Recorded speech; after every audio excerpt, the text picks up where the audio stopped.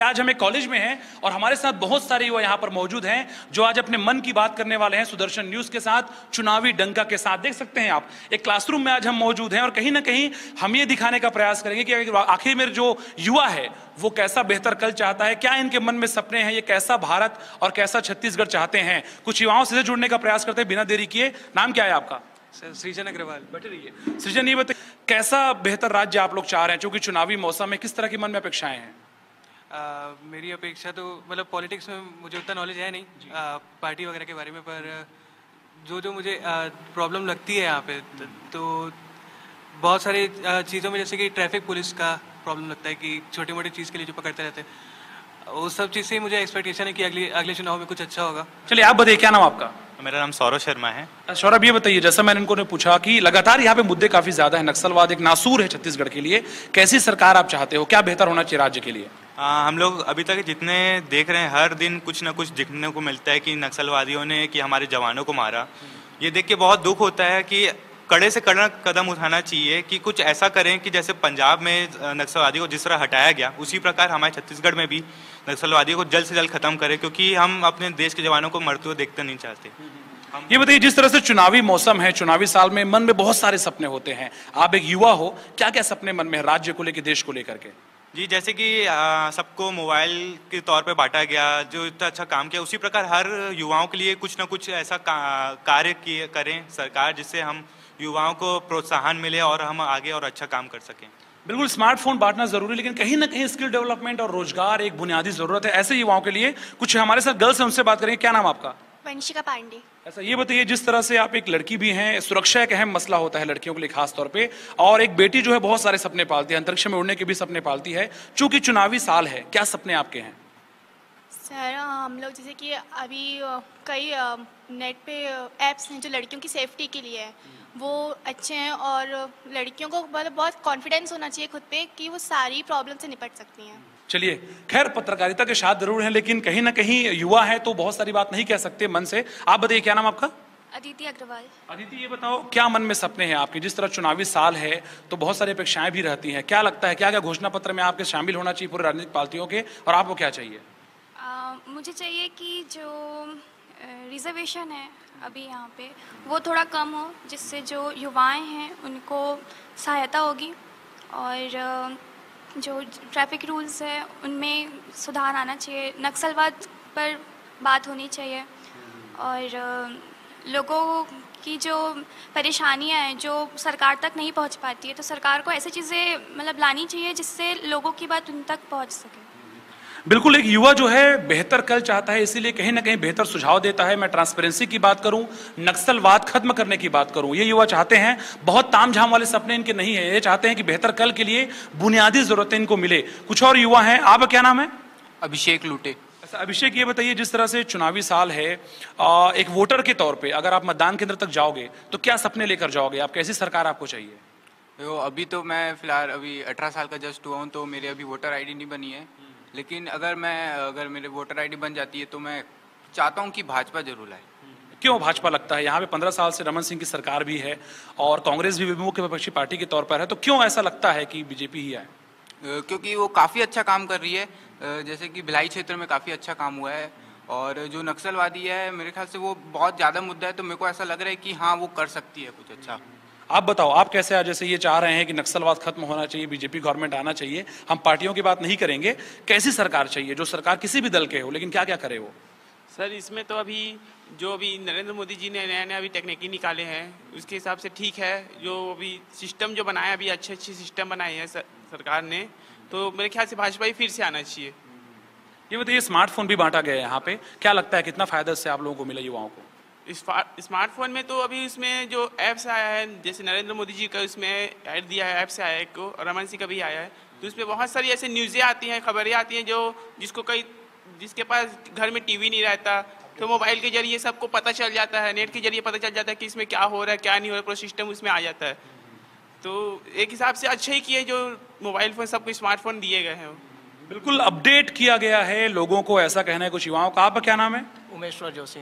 ऐसा उमेश्वर, ये बताओ जिस तरह से स्किल डेवलपमेंट एक बहुत बुनियादी जरूरत है, अगर आप चूंकि एक युवा हो, क्या लगता है कितना बेहतर हो रहा है स्किल डेवलपमेंट के क्षेत्र में?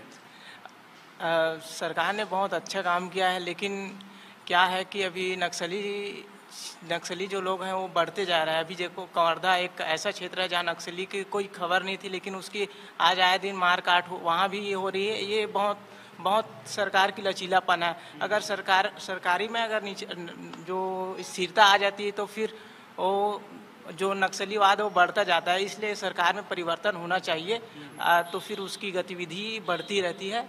यही राजनीति का वो है मिशन। बिल्कुल बता दूं, इत्तेफाक की बात है, आज छत्तीसगढ़ के स्थापना दिवस है और कहीं ना कहीं जिस तरह से लगातार नक्सली घटनाएं हो रही हैं वो बेहद आहत करने वाली है और सरकार को इस पे कुछ बेहतर करना होगा। हमारे साथ और कुछ लोग हैं, आप क्या लगता है? अगर मैं आपको बोलूं, लगातार यहाँ प्रधानमंत्री मन की बात करते हैं, रमन सिंह जी भी अपना गोट करते हैं, आपके मन में क्या चल रहा है खासतौर पर राज्य को लेकर के?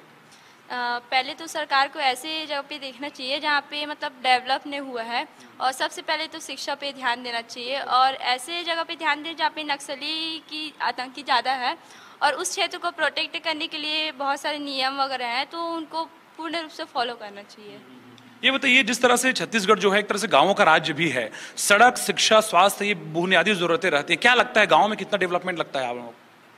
एक्चुअली गांव में जैसे कि अभी ये स्मार्टफोन वगैरह है तो कुछ हद तक मतलब गांव में जो शिक्षित व्यक्ति नहीं थे, आज मोबाइल के जरिए जिन्हें मतलब जो सूचनाएं नहीं मिल पा रही थी, आज मोबाइल के जरिए उनकी सूचना प्राप्त हो रही है।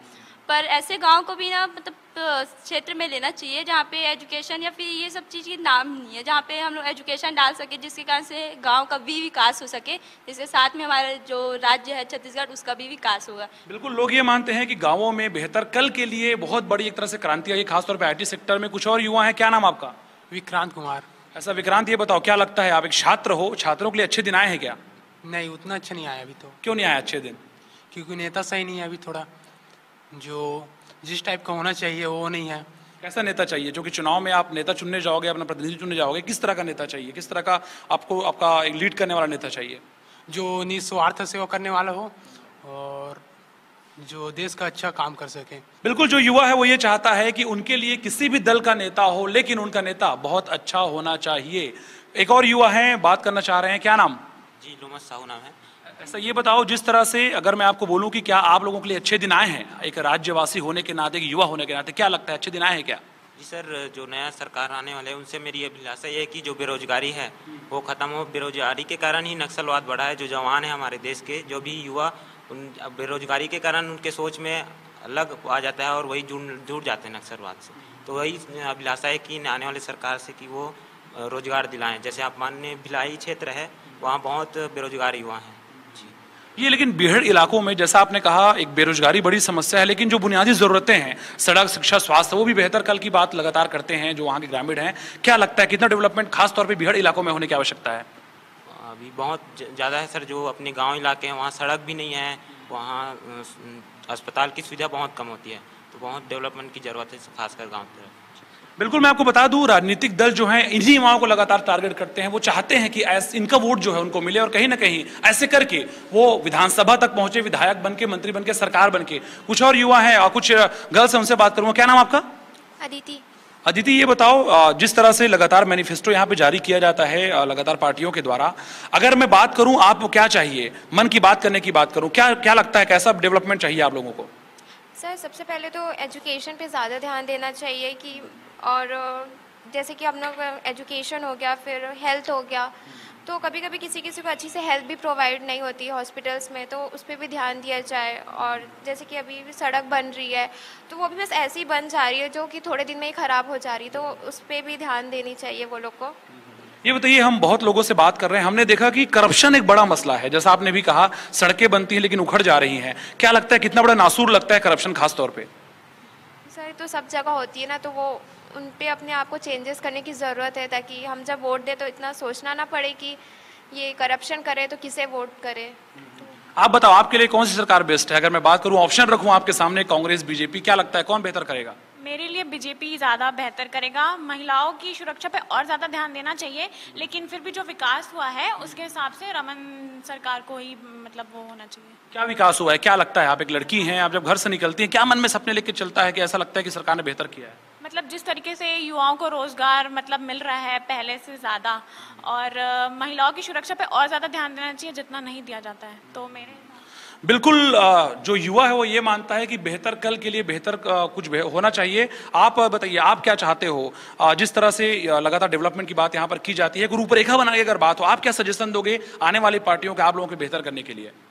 मैं तो ये सजेशन दूंगा कि जिसके अंदर ज़्यादा टैलेंट है, मतलब जो हकदार है असली के, वो उनको मिलना चाहिए रोज़गार, क्योंकि जो अभी एसटी कार्ड सिस्टम आता है जिसकी वजह से उनको नहीं मिल जाता, जनरल वालों को नहीं मिल पाता। तो मैं चाहता हूँ कि उस बेसिस पे ना हो, उनकी क्वालिफिकेशन के बेसिस पे होनी चाहिए एम्प्लॉयमेंट। मतलब ये कह सकते हैं कि जो आरक्षण का दंश है वो कहीं ना कहीं लोगों को परेशान करता है आप लोगों को? हाँ, लगभग, मतलब मोस्टली तो ज़्यादा परेशान नहीं करता, लेकिन जैसे जो चाहते हैं कुछ करना है उसके लिए थोड़ा सा मुद्दा बन जाता है ये कभी कभी। बिल्कुल, योग्यता के आधार पे लोगों को उनकी जो मेहनत का फल है वो मिलना चाहिए। आप क्या नाम लिखते हो? प्रीति शर्मा। ऐसा प्रीति, ये बताओ, चूंकि आप एक गर्ल्स भी हो और वोटर भी हो, वोट डालोगे आप इस बार? नहीं डालोगे? चलो खैर, जो लोग वोट डालेंगे उनसे क्या अपील करोगे आप? कैसा नेता वो चुने जो अच्छा काम करे और लोग के लिए जो सही हो। आपको क्या लगता है कितना बेहतर अभी राज्य है और क्या बेहतर चाहिए? अभी बेहतर हुआ है लेकिन और बेहतर होना चाहिए हर चीज़ में। जैसे अस्पतालों में अच्छे से सुविधा नहीं हो रही है, अच्छे से होनी चाहिए। क्या लगता है ग्रामीण क्षेत्रों में जो सड़कें बनती हैं या जो स्वास्थ्य के इंतजामात होते हैं कितने बेहतर लगते हैं? ट्रांसपेरेंसी होती है क्या इन सब चीज़ों में? अभी सड़कें तो अच्छी हो रही है लेकिन अस्पतालों में ज़्यादा अच्छी सुविधा नहीं मिल रही है और अच्छी होनी चाहिए। सरकार ने बहुत अच्छी सुविधा दी है लोगों को स्मार्ट कार्ड के जरिए, बाकी उतनी अच्छे से अभी नहीं हो रही है। डॉक्टर लोग को अच्छे से अपने तरफ से करना चाहिए। बिल्कुल, अस्पताल की बिल्डिंग बहुत सारे बन चुके हैं, इंफ्रास्ट्रक्चर जो है लगातार डेवलप हुआ है, लेकिन कहीं ना कहीं जो डॉक्टर हैं वहां पे पहुंचेंगे तभी स्वास्थ्य बेहतर हो पाएगा लोगों का। हाँ, आप कुछ बोलना चाह रहे हो, क्या बोलना चाहोगे? सर, मुझे एक्चुअली मतलब पार्टीज वगैरह के बारे में उतना नॉलेज नहीं है, पर डेमोक्रेसी की जो खराब साइड है जो मुझे लगता है कि सुधर सकता है। वोटिंग सिस्टम क्या होता है कि अभी देश में सिर्फ 2 पार्टी बनी हुई है, मतलब बेसिकली देखा जाए तो 2 पार्टी है, बीजेपी कांग्रेस। अब उन दोनों में से एक को ही चुनना है, पर क्योंकि हम लोग देख रहे हैं करप्शन ऐसा नहीं है कि बीजेपी वाला नहीं करता या कांग्रेस वाला नहीं करता, दोनों साइड से है। तो उसका कुछ सॉल्यूशन निकालने के लिए मेरे दिमाग में एक आइडिया है कि जितने % वोट आए, जैसे कि मान लीजिए कि पूरे एक छत्तीसगढ़ में वोट हुआ और बीजेपी को 40% मिला और कांग्रेस को 60% मिला, तो उन दोनों की पार्टी के मतलब उतने मेंबर्स वहाँ पे समझ रहे, मतलब मैं एक्सप्लेन नहीं कर पा रहा हूँ, पर मतलब आधे भी, मतलब हमारा मेन मोटिव ये होना चाहिए कि हम अच्छा देश बनाए, अच्छा रहने के लिए जगह बनाए। मतलब राजनीति से ऊपर उठ करके एक बेहतर कल की आवश्यकता आपको महसूस होती है? हाँ, तो इसके लिए ये जरूरी नहीं है कि सिर्फ बीजेपी वाला ही तरक्की करे या सिर्फ कांग्रेस वाला ही तरक्की करे। तो बस यही मेरा, जितने वोट आ रहे हैं उसके हिसाब से पार्टीज मतलब रूल करे गेम। बिल्कुल, भारत देश को एक शक्तिशाली देश इन्हीं लोगों की वजह से कहा जाता है। कहीं ना कहीं जब ऐसे युवा बहुत सारे सपने देखते हैं और बेहतर कल की अपेक्षा पालने के लिए सकारात्मक विचार रखते हैं तो लगता है कि वाकई में देश बेहतर होगा। निश्चित तौर पे लोकतंत्र के महापर्व में इनकी जो आहुतियां हैं वो लगातार डलने वाली हैं और कहीं ना कहीं बेहतर कल होगा, ऐसी हमें भी उम्मीद है। कैमरा पर्सन प्रवीष मनहर के साथ योगेश मिश्रा, सुदर्शन न्यूज, रायपुर।